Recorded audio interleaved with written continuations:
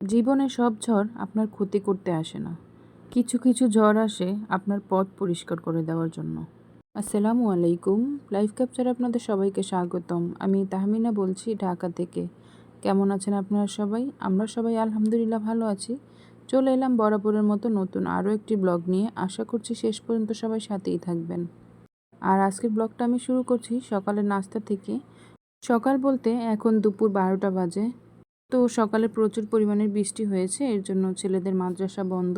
আর এটা হচ্ছে শুক্রবার সকালে করা ভিডিও। তো আমার শরীরটা তেমন একটা ভালো না বলতে একটু বেশিই খারাপ। এর জন্য সকাল থেকে শুয়েছিলাম আর ছেলেরাও ঘুমিয়েছিল। আর উঠে আমি একটু দুধ চা বানিয়ে নিয়েছি আর টোস্ট ছিল ঘরে, তো ওই টোস্টই নিয়েছি নাস্তা করার জন্য। আর এই যে পাশের বাসার যে আপা, উনি গ্যান্ডারি দিয়েছে, গ্যান্ডারি বা আখ যে যেটাই বলেন না কেন, আমরা তো ছোট থেকে গ্যান্ডারিই বলে আসছি। শুনতে একটু অড লাগে কিন্তু এটা আঞ্চলিক ভাষা। তো গ্যান্ডারিটা অনেক মোটা ছিল, তাই আমি ছোট ছোট করে কেটে দিচ্ছি। আমার এই গ্যান্ডারি কাটা দেখে কার কার ছোটোবেলার কথা মনে পড়লো অবশ্যই শেয়ার করবেন। আমার মা, আমি যখন ছোট ছিলাম এভাবে গ্যান্ডারি খেতে পারতাম না, তো সেও এইভাবে ছোট ছোট করে আমাকে কেটে বাটিতে করে দিত। আর আমিও আজকে আমার ছেলে মেয়েকে এভাবেই কেটে দিচ্ছি। আর এটা হচ্ছে রাতের ভিডিও। অসুস্থতার কারণে সারাদিন শুয়েছিলাম। দুপুরে ডিম ভাজা ডাল দিয়ে বাচ্চাদেরকে খাইয়েছি। আর জান্নাতের বাবাও বাসায় নেই। গতকাল রাতে মানে বৃহস্পতিবার রাতে সে অফিসিয়াল ট্যুরে গেছে বান্দরবন টু কক্সবাজার 2 দিনের জন্য। তো মোটামুটি অসুস্থ শরীর নিয়ে গিয়েছে। ট্যুরটা প্ল্যান করা ছিল আরও 1.5-2 মাস আগে থেকে, তাই বাধ্য হয়েই যেতে হয়েছে। তো 2 দিন যাবৎ কোনোরকম বাচ্চাদেরকে খাওয়াচ্ছি। তো রাতে জান্নাতের বাবা বলল বাচ্চাদেরকে বিরিয়ানি এনে খাওয়ানোর জন্য, তাই বড় ছেলেকে পাঠিয়ে বিরিয়ানি কিনে নিয়ে আসলাম। তো এখানে 3টে মোরগ পোলাও আর একটা কাচ্চি ছিল। কাচ্চিটা আমার জন্য আর মোরগ পোলাও বাচ্চাদের জন্য। তো ওগুলোই আমি বেড়ে ওদেরকে দিচ্ছিলাম। সুস্থতা হচ্ছে আল্লাহর সবথেকে বড় একটি নিয়ামত, যা অসুস্থ হলে বোঝা যায়।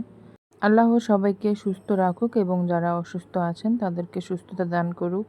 অসুস্থ শরীর নিয়ে তেমন কোনো ভিডিও করা হয়নি, মানে বাসার কোনো কাজও করা হয়নি, তাই যতটুকু ছিল অতটুকুই আপনাদের সাথে শেয়ার করলাম। ভিডিওর এই পর্যায়ে এসে সেই পুরনো কথাটি আবারও বলে নিচ্ছি, যারা এতক্ষণ যাবত ধৈর্য ধরে আমার ভিডিওটি দেখছেন কিন্তু একটি লাইক দেননি, প্লিজ একটি লাইক দিয়ে আমার ভিডিওটি দেখা কন্টিনিউ করুন। আর যারা আজকে নতুন আমার চ্যানেলটি ভিজিট করছেন, আমার আজকের ভিডিওর কোনো অংশ যদি আপনাদের কাছে ভালো লেগে থাকে তবে আমার চ্যানেলটি সাবস্ক্রাইব করে আমার পাশেই থেকে যেতে পারেন এবং আমার আজকের ভিডিওর ভালো এবং মন্দ দিকগুলো আমাকে কমেন্টস করে জানাতে পারেন। আর সবার কাছে একটাই অনুরোধ করব যে সবাই ভিডিও রিলেটেড কমেন্টস করবেন, কেউ স্প্যাম কমেন্টস করবেন না। যারা নতুন আমার চ্যানেলটি সাবস্ক্রাইব করবেন, প্লিজ তারা কমিউনিটিতে একটি মেসেজ দিয়ে আসবেন। সময় সুযোগ বুঝে আমিও আপনাদের পরিবারে চলে যাব। আর এটা হচ্ছে তার পরের দিনের ভিডিও। 2 দিন যাবৎ যেহেতু তেমন একটা রান্না করা হয় না, তো ভাবলাম আজকে একটু রান্না করি। তো এখানে আমি পেঁয়াজ ভেজে নিয়েছি, তারপর একটু লবণ দিয়ে দিয়েছি, দিয়ে পেঁয়াজটাকে আর একটু ভালোভাবে ভেজে নেব। পেঁয়াজ ভাজার সময় একটু লবণ দিলে পেঁয়াজটা তাড়াতাড়ি সিদ্ধ হয়ে যায় এবং নরম হয়ে যায়। পেঁয়াজটা ভেজে আমি অল্প পরিমাণের একটু পানি দিয়ে দিচ্ছি, দিয়ে আমি এখানে পরিমাণ মতো হলুদের গুঁড়া, মরিচের গুঁড়া দিয়ে দিচ্ছি। আর লবণটা তো আমি আগেই দিয়ে নিয়েছি। তারপরে নেড়ে চেড়ে মশলাটাকে খুব ভালোভাবে কষিয়ে নিব। আর এই তো আমার মশলাটা খুব ভালোভাবে কষানো হয়ে গেছে। আর এখানে আমি অ্যাড করব চিংড়ি মাছ। আজকে আমি বড় চিংড়ি মাছ দিয়ে কচুরমুখী দিয়ে রান্না করব। তো আমার বাসায় যে কোনো তরকারিতে একটু চিংড়ি মাছ দেওয়া হলে বাচ্চাদেরকে খাওয়াতে খুব সহজ হয়, কারণ বাচ্চারা চিংড়ি মাছ খেতে খুব পছন্দ করে। তো আমি মাছগুলোকে দিয়ে ঢেকে খুব ভালোভাবে একটু কষিয়ে নেব।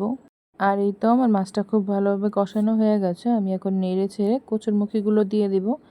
আর আমি কচুরমুখীগুলো আগে থেকেই ভাপ দিয়ে নিয়েছি। আমার কাছে কচুরমুখী সবসময় ভাপ দিয়ে রান্না করলেই ভালো লাগে।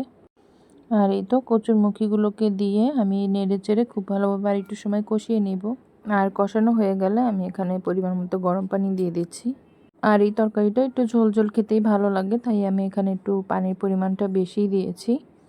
তো এখন বেশ কিছুক্ষণ রান্না করে ধনিয়া পাতা দিয়ে তারপর নামিয়ে ফেলবো। বাসায় কাঁচামরিচ ছিল না, তাই আর আজকে কাঁচামরিচ দিতে পারিনি।